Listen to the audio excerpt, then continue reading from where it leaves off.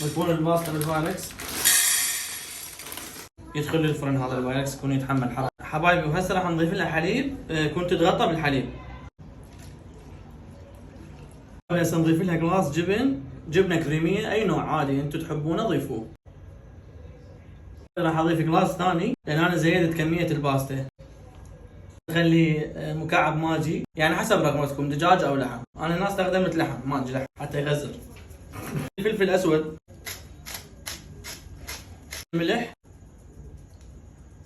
رشه بصل باودر، شويه ثوم باودر. نخلط المكونات كل الزين ندخلها للفرن.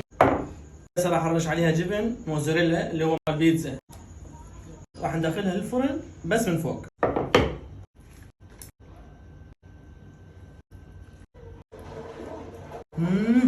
الطعم كلش طيب. واو طيبه.